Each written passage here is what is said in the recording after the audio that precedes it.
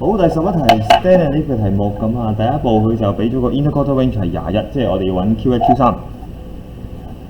好，揾咗中間先咯喎，咁你又查下。好，中間就係呢度。好，咁啊上面嗰部分個 Q1 就應該係呢度啦，下邊嗰部分又係查下佢啦。好，就應該係呢度。好，咁啊寫翻低咯喎 ，Q1 就會係13加17除2 15，Q3 就會係30加 B 啦，佢兩個都一樣嘅。咁所以個 interquarter range 就會係30加 B 減15等於21。咁用計數機啦，21加15，好36喎，所以 B 就會係6啦。好啊，千祈唔好停喺度啦，人哋問你個毛，咁望一望邊個最多？1、2、3，三個 B， 所以個毛應該會係36。好，咁啊改翻呢啲係6先。好，跟住 B 嗰題咧，佢就話俾你聽個 greatest， 問你個 greatest possible variance。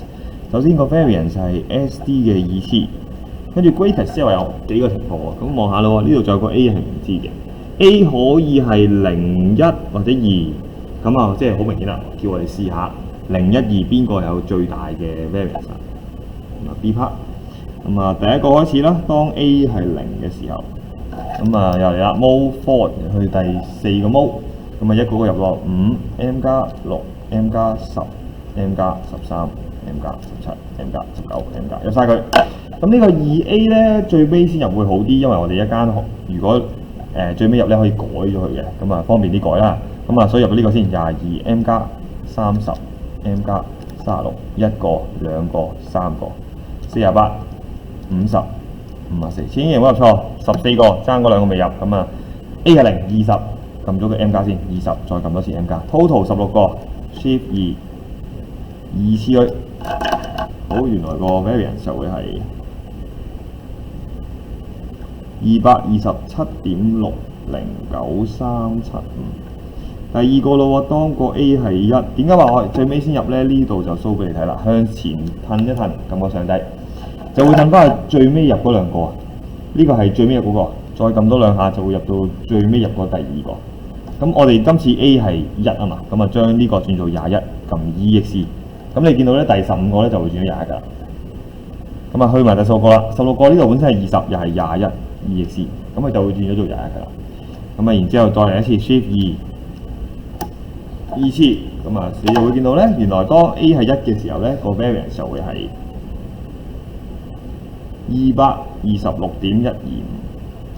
好，計埋最後啦 ，A 係3啦 ，A 係2 sorry，A 係2啦。又係你又撳翻個上掣，褪翻去第15個先。第15個今次係22 EXE， 再褪一褪第16個22 EXE。好，由 Shift 2次。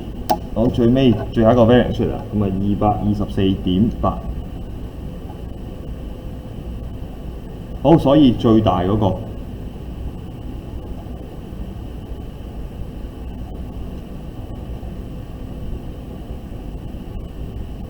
就會係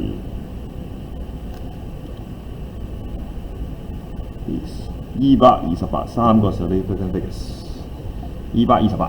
好，呢個係 B 嘅部分。C 嘅部分，咁佢就問如果有個人加入嚟，咁個 mean 係咪一定轉？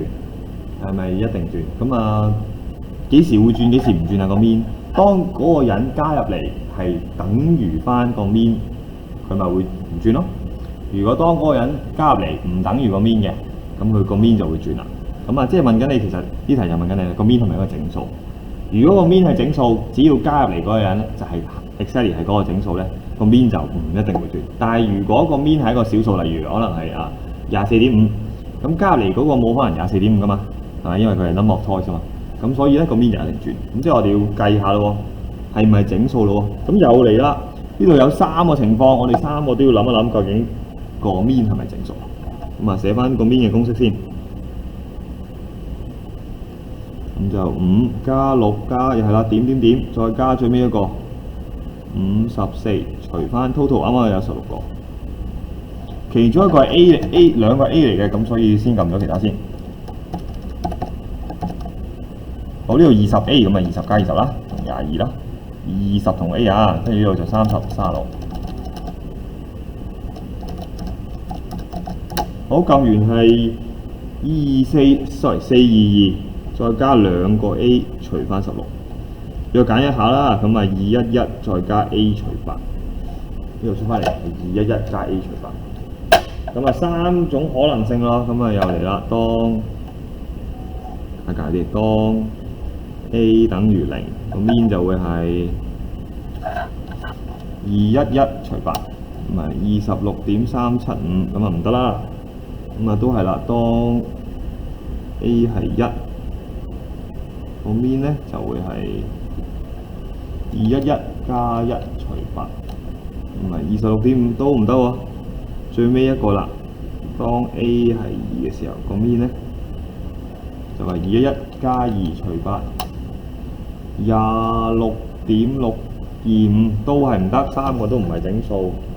OK， 所以個 mean of the distribution must change after the person join the group. Oh, the client is agreed. 好啲，呢個就係 C 啦。